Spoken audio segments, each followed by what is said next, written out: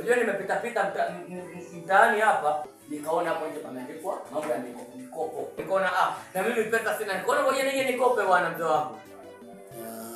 Nataka kukopa pesa. Ndio. Ni kweli hapa sasa tunakopesha pesa.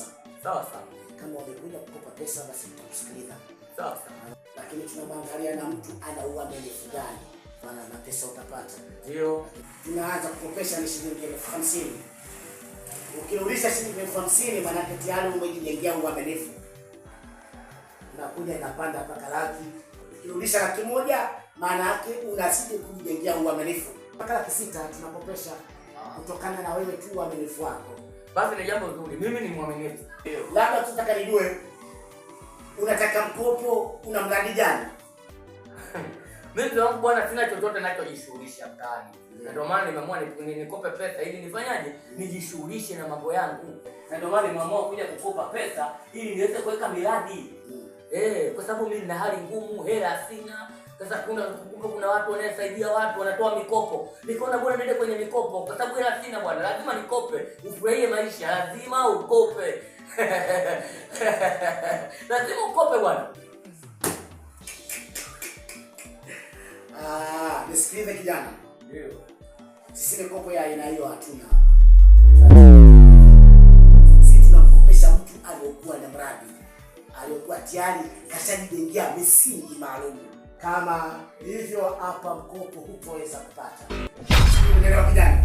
Sasa mradi si ndio nipewe kwanza pesa ndio nikaweke mradi. Maana mimi mradi sina. Ila nikipata pesa ndio naweka mradi kwa sababu mimi mradi sina kutokana pesa sina. Ila nikipata pesa naweka mradi kila kitu kinakaa fresh. Lakini kama utakuwa hauna mradi wowote, hatuwezi kukupa mkopo wa aina yoyote hapa. Sasa mbona wanawake wanakuja hawana miradi yoyote na waona mtaani? Wanakuja wanachukua pesa wanaondoka zao. Au pesa zenu nyinyi kwa ajili ya wanawake? Usikujiane heshima. Umekuja kwa adabu zote. Na ukasema unachokitaka. Na mimi nakuelekeza kanuni zetu na sheria zetu. Hatujawahi kumkopesha mwanamke pasi na kuwa na mradi wake. Sijui umenielewa. Sisi tunajulikana. Tunajulikana na serikali, ndio maana tumekaa hapa, tuna utambulisho maalum. So nakuja kuongea ujinga wako shaka tutakufunga. Tutakufunga, tuna uwezo wote wa kukufunga. Sisi tumeelewana vizuri. Kama wewe umekuja kwa sababu ya kuchukua pesa ukatumia mtaani na watoto wa kike, alafu uje kutuzima sisi tukusikia. Hatuna pesa hiyo. Kama huna kazi ya kufanya, naomba uondoke. Una mradi wapi bwana? Mimi nakupa pesa zenu kwa ajili ya wanawake. Una mradi gani bwana? Kwani siwajui? Mimi na unijua ni kwa ajili ya wanawake. Yeye mnachukua nake za wapi? Mimi wewe unataka kujua. Tena sifa zako sasa nje mtaani hapa unajua. Mimi na hapa wanawake tu basi nachukua nake za watu basi hamna lolote. Nimesikia vijana. Jamaa sikia vijana.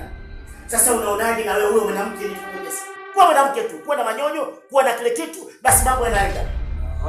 Unanitusi. Na sasa nakwambiaje hii ofisi hapa. Hizi taaluma zenu hapa zitakufa. Nyinyi washenzi, mpuzi mkubwa, mwenda wazimu wewe.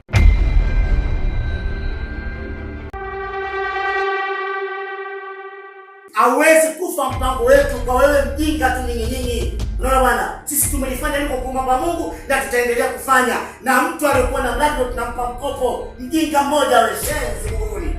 Huwezi kutuhangaisha sisi. Na hapo ofisi yetu itaendelea mwanzo mwisho. Mbavu wa hiyo. Hawa watoto mtaani wana kitu gani hawa? Wanafikiri pesa zinatolewa tu ovyo.